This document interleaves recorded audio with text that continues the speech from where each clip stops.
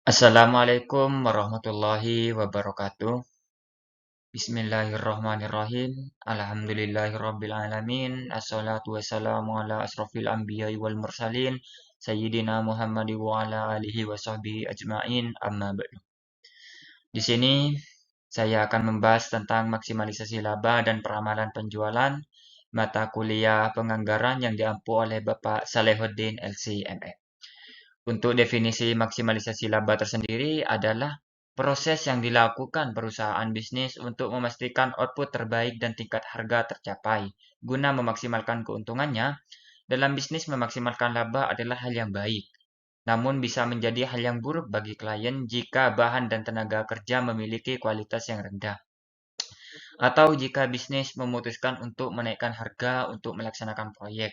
Semua hanya demi mengejar keuntungan semata itu dapat menjadi hal yang buruk dalam bisnis.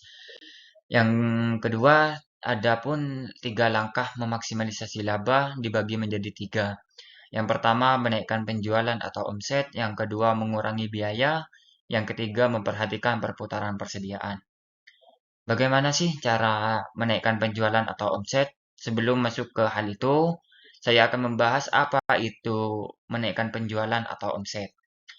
Penjualan atau omset merupakan nilai keseluruhan dari hasil penjualan produk dalam jangka waktu tertentu, misalnya per hari atau per bulan. Nilainya dihitung dari seluruh proses operasional bisnis termasuk diskon serta barang-barang yang direfund atau dikembalikan oleh konsumen. Dalam penggunaan yang lebih umum, penjualan atau omset adalah bisa disebut dengan laba kotor, bruto, atau revenue. Adapun strategi menaikkan hasil penjualan atau omset ada 10 cara. Yang pertama, menaikkan kualitas produk. Yang kedua, berani berubah. Yang ketiga, membangun jaringan. Yang keempat, dengarkan pelanggan. Yang kelima, buktikan dengan review dan testimoni. Yang keenam, ciptakan hubungan yang baik dengan pelanggan. Yang ketujuh, menjaga kesetiaan pelanggan. Yang kedelapan, memperluas target pasar. Dan yang kesembilan, mengadakan promo. Dan yang terakhir, tidak lupa untuk memanfaatkan teknologi. Yang kedua yaitu mengurangi biaya atau cost. Menurut ilmu akuntansi, pengertian biaya adalah nilai pengorbanan terhadap proses produksi suatu produk yang dinyatakan dalam bentuk satuan atau berlakunya harga di pasar. Jadi secara umum biaya adalah besaran dana yang dikeluarkan oleh perusahaan dengan tujuan menghasilkan suatu produk atau jasa. Beban pengeluaran tersebut mencakup seluruh kebutuhan proses produksi hingga pemasaran. Adapun strategi perusahaan mengurangi biaya ada 3. Yang pertama, menurunkan biaya produksi. Yang kedua, menurunkan jumlah produk. Yang ketiga, menurunkan nilai investasi. Untuk memperhatikan perputaran persediaan, ini pembahasan yang terakhir mengenai maksimalisasi laba, yaitu perputaran persediaan adalah rasio keuangan yang menunjukkan berapa kali suatu perusahaan menyerahkan persediaannya relatif terhadap harga pokok penjualan atau COGS dalam suatu periode tertentu. Poin penting dari perputaran persediaan yaitu yang pertama, perputaran persediaan mengukur seberapa efisien suatu perusahaan menggunakan persediaannya dengan membagi harga pokok penjualan dengan nilai persediaan rata-rata selama periode tersebut. Yang kedua, rasio perputaran persediaan hanya berguna untuk membandingkan perusahaan serupa dan khususnya penting bagi pengecer. Yang ketiga, rasio perputaran persediaan yang relatif rendah mungkin merupakan tanda penjualan yang lemah atau kelebihan persediaan. Sedangkan rasio yang lebih tinggi menandakan penjualan yang kuat namun mungkin juga menunjukkan persediaan yang tidak mencukupi. Untuk menghitung laba maksimum pada perusahaan, sebelum menghitung yaitu kita harus mengetahui apa itu laba maksimum. Laba maksimum adalah suatu kondisi laba yang diperoleh perusahaan mencapai tingkat maksimum atau tertinggi. Laba maksimum akan terjadi apabila selisih angka penerimaan dan total biaya produksi mencapai angka terbesar. Dan rumus menghitung laba maksimum dapat dilihat di bawah ini, yaitu P sama dengan TR dikurangi TC.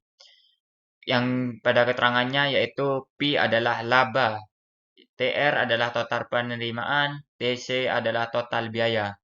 Berdasarkan rumus di atas, perusahaan akan dikatakan memperoleh laba jika nilai positif Pi lebih besar daripada 0, di mana TR lebih besar daripada TC. Untuk pembahasan yang terakhir yaitu peramalan penjualan. Peramalan penjualan atau forecasting adalah suatu cara untuk mengukur atau menaksir kondisi bisnis di masa mendatang. Adapun yang dimaksud dengan forecast penjualan adalah proyeksi teknis dari permintaan langganan potensial untuk suatu waktu tertentu dengan berbagai asumsi. Suatu forecast penjualan mampu mempengaruhi atau bahkan menentukan keputusan dan kebijaksanaan yang diambil, yakni yang mencakup hal-hal sebagai berikut. Yang pertama, kebijaksanaan dalam perencanaan produksi. Yang kedua, kebijaksanaan persediaan barang jadi. Yang ketiga, kebijaksanaan penggunaan mesin-mesin. Yang keempat, kebijaksanaan tentang investasi dalam aktiva tetap. Yang kelima, rencana pembelian bahan baku dan pembantu. Yang terakhir, rencana aliran kas.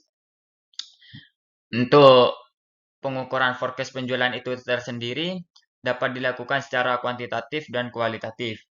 Pengukuran secara kuantitatif biasanya menggunakan metode statistik dan matematik. Sedangkan pengukuran secara kualitatif biasanya menggunakan judgement atau pendapat. Pemilihan cara yang dipakai untuk pembuatan forecast penjualan dipengaruhi oleh berbagai faktor, yakni yang pertama, sifat produk yang dijual, yang kedua, metode distribusi yang dipakai, yaitu metode distribusi langsung atau tidak langsung ya. Yang ketiga, besarnya perusahaan membandingkan pesaing-pesaingnya. Yang keempat, tingkat persaingan yang dihadapi. Dan yang terakhir, data historis yang tersedia. Forecast berdasarkan pendapat atau judgment method adalah biasa digunakan untuk menyusun forecast penjualan maupun forecast kondisi bisnis pada umumnya. Sumber pendapat yang dipakai sebagai dasar melakukan forecast diantaranya adalah sebagai berikut. Ada 4. Yang pertama itu pendapat salesman. Para salesman diminta untuk mengukur apakah ada kemajuan atau kemunduran segala hal yang berhubungan dengan tingkat penjualan pada daerah mereka masing-masing. Kemudian mereka diminta pula untuk mengestimasi tentang tingkat penjualan di daerah masing-masing di waktu mendatang. Perkiraan para salesman itu perlu diawasi karena mungkin ada unsur kesengajaan untuk membuat perkiraan yang lebih rendah atau underestimate dengan harapan bahwa apabila ia menjual di atas perkiraannya, maka ia akan mendapatkan hadiah. Yang kedua yaitu pendapat sales manager. Perkiraan yang dikemukakan oleh para salesman perlu dibandingkan dengan perkiraan yang dibuat oleh kepala bagian penjualan. Seseorang kepala bagian penjualan tentu mempunyai pertimbangan dan pandangan yang lebih luas mengenai seluruh daerah penjualannya. Pada umumnya, perkiraan kepala bagian penjualan dapat lebih objektif karena mempertimbangkan banyak faktor. Hal ini mungkin juga disebabkan pendidikannya yang relatif tinggi dan pengalamannya yang lebih luas dibandingkan penjualan. Yang ketiga, pendapat para ahli. Terkadang perkiraan yang dibuat oleh salesman dan kepala penjualan sangat bertentangan satu sama lain, sehingga perusahaan menganggap perlu untuk meminta pertimbangan kepada orang yang dianggap ahli, dan merekalah yang disebut dengan konsultan. Yang terakhir yaitu survei konsumen. Apabila ketiga pendapat di atas masih dianggap kurang dapat mempertanggungjawabkan, maka biasanya akan diadakan penelitian langsung terhadap konsumen. Dan itu saja materi yang bisa saya sampaikan tentang maksimalisasi laba dan peramalan penjualan. Kurang dan lebihnya saya mohon maaf. Wabillahi taufik wal hidayah. Assalamualaikum warahmatullahi wabarakatuh.